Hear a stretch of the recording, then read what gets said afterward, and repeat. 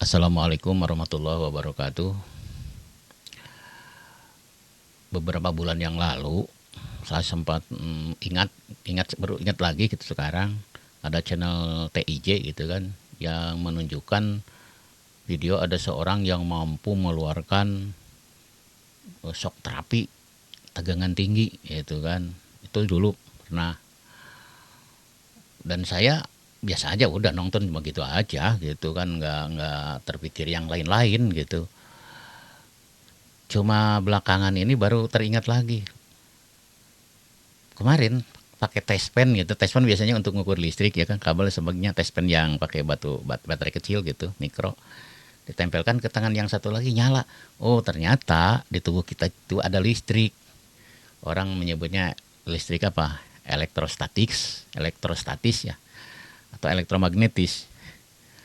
Aduh, lupa lagi. Makanya itu ada listriknya tubuh kita ini ternyata. Itu. Dan begitu ingat lagi ada orang yang bisa melakukan shock terapi tegangan tinggi, jadi segera ingat lagi.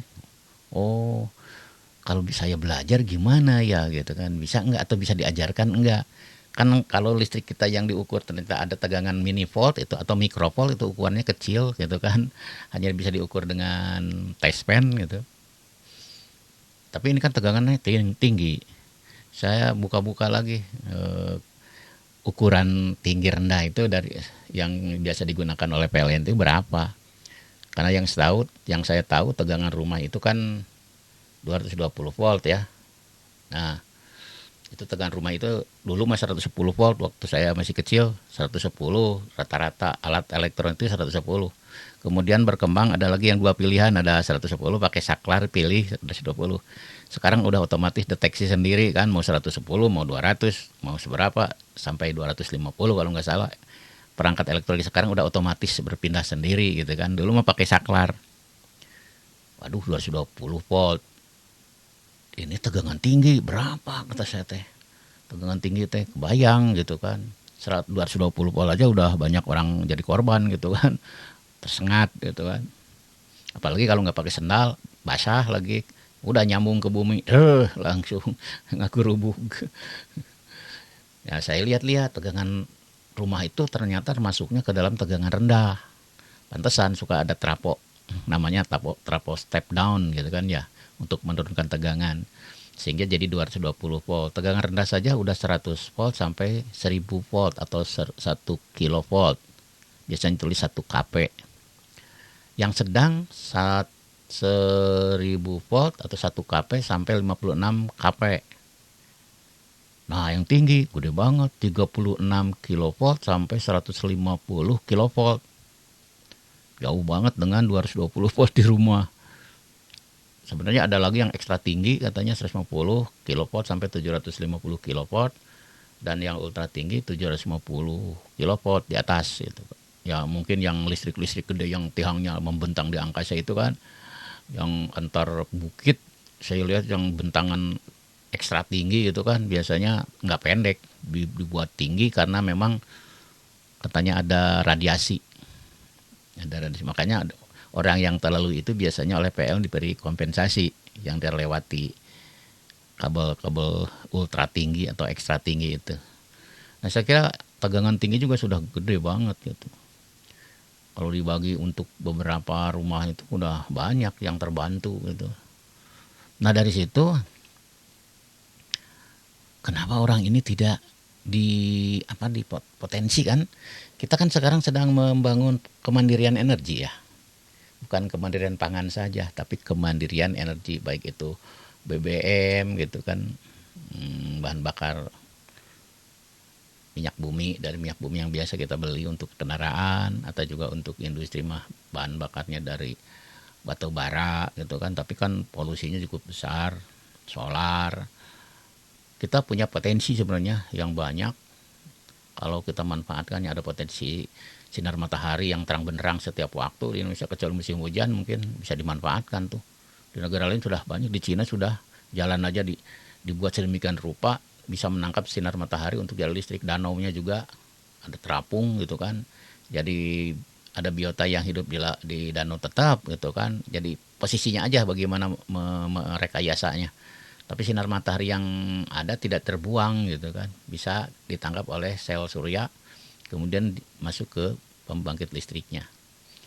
Kita juga potensial mengembangkan pembangkit listrik tenaga angin juga bisa.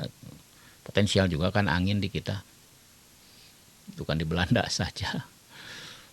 Kemudian pembangkit listrik tenaga air sudah pasti, itu sudah banyak di bendungan-bendungan Jatiluhur, Cirata atau di tempat-tempat lain lah. Itu sudah, atau di waduk-waduk lain di luar Jawa juga sudah banyak. Ada lagi potensi sumber dayanya dari gelombang air laut. Itu bisa, walaupun mungkin agak masih mahal lah. Pembangkit listrik tenaga gelombang air laut bisa dimanfaatkan kan, gelombang itu bisa naik turunkan pelampung. Pelampung itulah yang menggerakkan itu, yang melahirkan medan magnet dengan ya perhitungan tertentu gitu kan, mungkin menyebabkan ada beda potensial gitu di antara kedua lempeng yang terapung itu, entah pakai apa, lilitan atau entah pakai apa. Itu para ahli elektro pasti jago-jago kan, udah pada ngerti. Cuma mungkin biayanya agak mahal. Tapi kalau angin, matahari itu kan mungkin kita banyak lah, sampai ke darat dikirim oleh alam gitu kan ke kita gitu, angin, dan nggak usah dicari-cari gitu. Kalau angin dan udara atau dan apa sinar matahari mah datang sendiri gitu.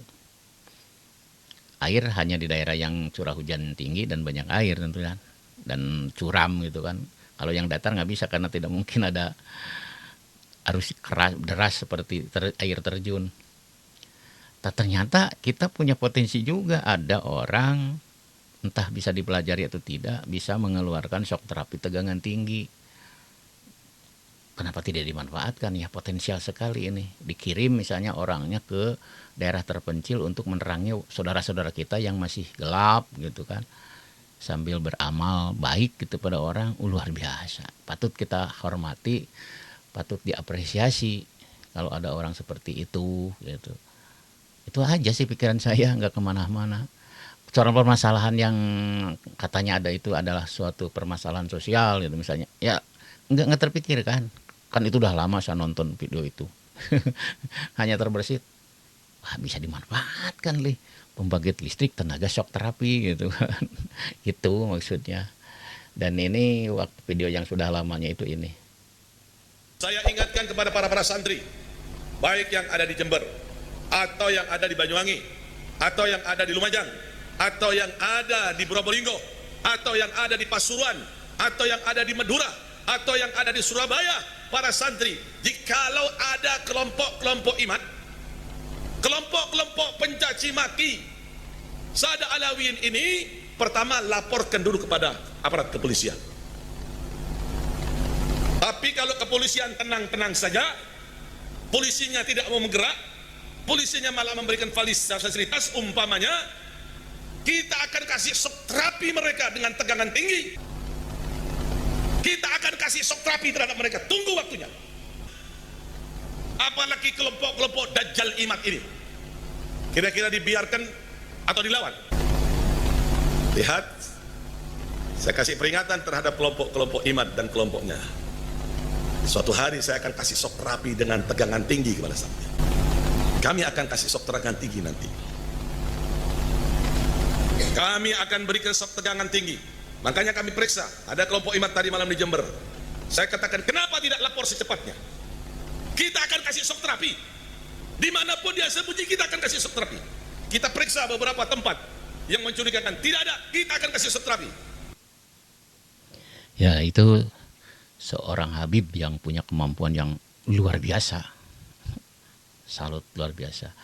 Dan itu yang terbersit itu enggak itu udah 5 bulan yang lalu ya kan, itu saya lihat itu di uploadnya video itu, dan itu yang terbersit saat ini gitu. Dulu nggak terbersit gitu, soalnya biasa aja lah, biasa berita-berita sosial kan, kehidupan sosial kita kan banyak berita, cuma terbersitnya udah lama. Oh iya gitu kan, kenapa tidak dimanfaatkan gitu, daripada saya bayar listrik sekarang mahal gitu. Atau saya terpikir, oh saudara kita juga banyak yang belum mendapatkan aliran listrik gitu kan. Wah ini potensial sekali, luar biasa. Hormat saya, keren banget. Mohon maaf, terima kasih. Assalamualaikum warahmatullahi wabarakatuh.